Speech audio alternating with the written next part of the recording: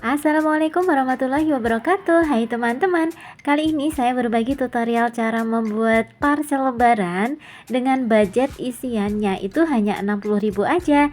Nah, apa aja isi dan bagaimana cara membuatnya? Yuk kita lihat sama-sama. Yang pertama ini untuk isiannya kita siapkan dulu ya. Di situ ada gula 1 kilo, ada minyak setengah liter, kemudian ada mie instan, ada teh, kemudian ada biskuit ya. Kemudian ada juga roll stick ya teman-teman ya. Nah, ini untuk keranjangnya, ini sebelum saya gunakan atau sebelum saya kasih lem lilin, ini saya lapisi dulu dengan menggunakan selotip bening yang besar atau lakban seperti ini ya. Nah, tujuannya untuk apa sih Kak? Nah, tujuannya itu agar keranjangnya itu tidak terkena lem ya. Jadi kalau misal nanti mau dilepas untuk isian dari parcelnya itu tinggal tarik aja untuk selotipnya ya. Jadi nanti keranjangnya itu bersih dari lem lilin gitu ya, karena kalau misal kena lem lilin itu juga kadang membersihkannya juga cukup susah ya. Kemudian ini saya kasih kardus, caranya seperti ini aja biar nanti untuk isiannya tuh bisa menonjol ke atas ya teman-teman ya. Jadi untuk isian parcelnya tuh bisa lebih tinggi. Nah, ini juga untuk isian dari parcelnya itu juga bisa loh teman-teman kasih double tape, maksud saya selotip bening seperti ini ya, agar nanti itu juga lebih mudah melepaskan dari lem-lemnya ya. Jadi tinggal ditarik aja untuk selotipnya dan nanti udah beres deh. Nah, kalau udah ini bisa kita langsung rekatkan satu sama lain ya. Kalau semisal teman-teman merasa ribet kalau semisal harus dikasih selotip untuk setiap isiannya, itu nggak dikasih juga nggak apa-apa ya teman-teman ya, opsional saja. Nah, ini bisa kita hubungkan ya antara satu isian dengan isian yang lain. Jadi setiap isian parcelnya itu kita hubungkan seperti ini. Nah, ini lemnya saya hubungkan juga dengan gulanya ya, saya rekatkan pada gulanya juga seperti ini. Nah, kemudian untuk biskuitnya ini saya rekatkan pada bibir dari keranjangnya seperti ini.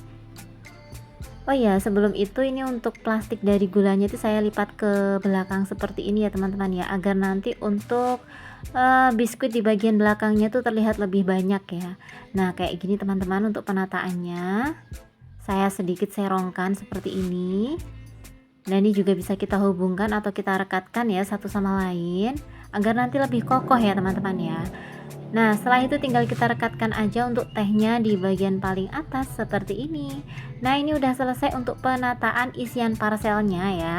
Usahakan simetris ya teman-teman ya. Kemudian untuk ucapannya saya rekatkan pada keranjang dengan menggunakan double tape. Dan untuk wrapping atau pengemasan dari parcelnya ini saya masih gunakan plastik wrapping atau biasa juga disebut plastik kado ya teman-teman ya. Nah, kalau untuk plastik ini teman-teman bisa menjumpainya atau bisa membelinya di toko-toko ATK, di toko fotokopian, itu biasanya banyak yang jual ya teman-teman ya. Nah, ini bisa kita rekatkan aja dengan menggunakan selotip bening. Tapi kalau teman-teman ingin merekatkan dengan menggunakan double tip juga tidak apa-apa ya, bisa banget ya. Ini saya rekatkan seperti ini. Nah, kalau udah kita rekatkan untuk bagian belakangnya, kita tarik plastiknya agar nanti untuk bagian depan itu plastiknya bisa kenceng ya teman-teman ya.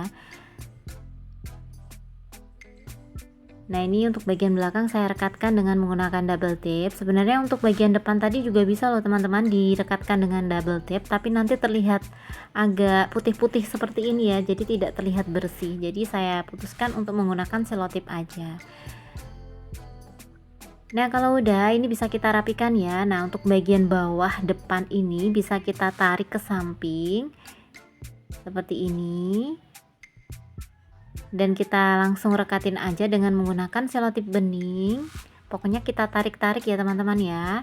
Jadi agar untuk bagian depan itu plastiknya itu terlihat lebih kenceng gitu ya.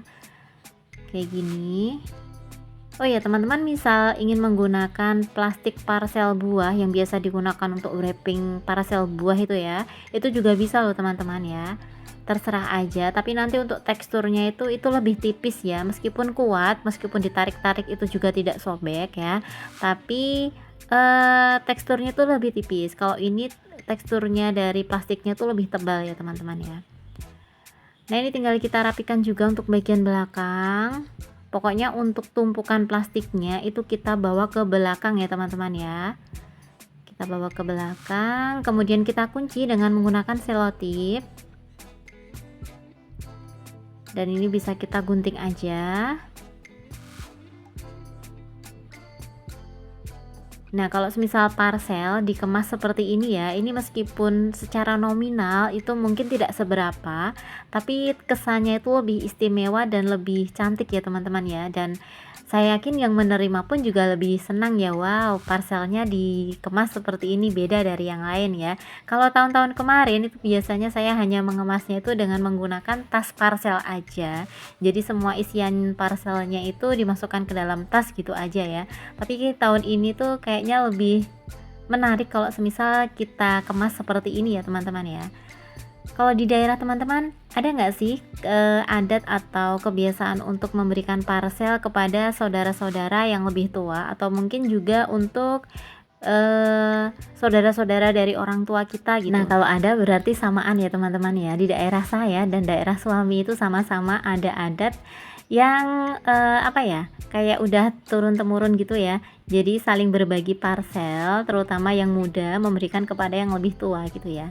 Kemudian tahap yang terakhir teman-teman, ini tinggal kita hias aja ya dengan menggunakan pita satin, atau teman-teman juga bisa loh membeli pita yang udah jadi atau juga bisa menggunakan pita Jepang. Tapi karena saya punya stok banyak pita satin, jadi untuk hiasan pita satinnya saya buat sendiri. Nah, kalau udah kayak gini ini tinggal kita ikat aja dengan menggunakan kawat. Saya biasa menggunakan kawat monel, tapi teman-teman juga bisa loh menggunakan kawat souvenir ataupun langsung diikat dengan menggunakan pitanya langsung ya. Nah, kemudian ini saya hias dengan menggunakan pita organdi seperti ini. Setelah itu untuk bagian tengah ini saya kasih pita biar lebih manis gitu ya teman-teman ya. Kayak gini. Kita rapikan juga untuk bagian belakang. Oh iya, buat teman-teman yang belum subscribe channel ini, teman-teman bisa dong subscribe terlebih dahulu. Teman-teman juga bisa klik like apabila teman-teman menyukai tutorial video ini. Dan teman-teman juga bisa share ya. Semoga saja video ini bisa bermanfaat untuk banyak orang. Terima kasih. Nah, kalau udah kayak gini teman-teman, ini tinggal kita rekatkan aja untuk pitanya. Ups, ya. Kita tunggu sampai kering ya. Dan udah jadi, gimana mudah banget kan cara membuatnya. Semoga video ini bisa bermanfaat dan menginspirasi. Selamat menunaikan ibadah puasa dan selamat menyambut Hari Raya Idul Fitri. Terima kasih sudah menonton. Assalamualaikum.